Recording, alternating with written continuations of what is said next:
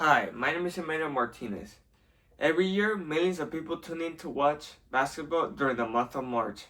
Why could this be like a normal occurrence? Well, it could be due to many factors. It could be thanks to March Madness, a collegiate basketball tournament where 128 teams from Division 1 schools, Division 2 and mid-major schools get together into a tournament during the whole month of March to determine the national championship of this college's or university season. But many people tune into it without fully understanding what's going on behind the screen. Well, let me break it down for you. My four main points are going to be 1. The basics, the basic premise of it. 2. The scoring that is done during the game of basketball. 3. A little bit of a key rules, the important rules that you need to understand. And 4. The 5 positions that are during basketball. So for first, the basics. We have 2 teams of 5. The goal is scoring on each other's baskets. It's to score more points by shooting the ball through a 10-foot hoop. The game is split into 4 quarters of 8 through 12 minutes depending on the league. Now that we know a little bit about the basic premise of basketball, let me talk to you about the scoring. There's 3 ways to score in basketball. 1, we have the 3-point line, which is behind the arc. There's going to be an arc in the basketball. If you shoot behind it, that's worth 3 points. Inside the arc is 2 points. This could be a layup, a mid-range shot, a hook, a floater, or whatever. If you are inside the arc, that's worth 2 points. And free throws are worth 1 point. That means if you get fouled, if you make 1, that's 1 point. If you make 2, that's 2. And if you make 3, that's 3 points. And right now, during the modern era, the person who can shoot the most 3-pointers, score the most 3-pointers, is the one that wins.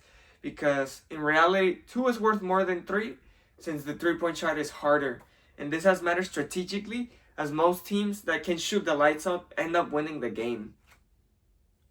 3. Now that we know how to score in basketball, let me talk to you about some key rules.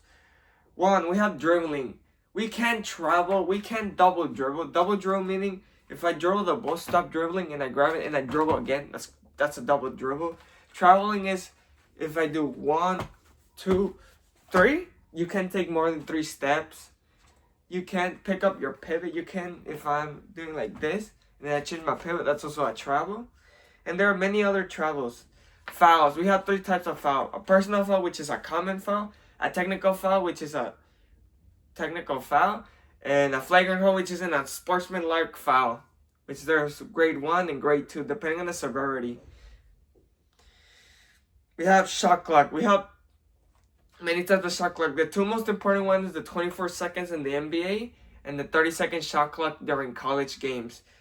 This is to keep the flow of the game moving on and not like the pace being slow. Now that we know a little bit of some key rules, now I'm going to talk about the 5 main positions in basketball. 1, we have the traditional point guard, which his goal is to run the offense. You have the shooting guard, which are normally 3-level scorers. And 3, we have 3 and 4. We have the small forward and the power forward, which are versatile wing players. And 5, we have the center, which dominates around the basket or inside the paint. So now let me restate my 4 main points. We learned about the basic premise of basketball. We learned about how to score in basketball. We learned about the key rules. And 4, we also talked about the 5 main positions in basketball. Basketball may look chaotic if you start watching it or are beginning to play it. But in reality, it's really a chess match between 2 coaches who are trying to do the same goal, which is winning. It's also a chess match at full speed that we can't understand, but the persons who are playing inside truly do understand it.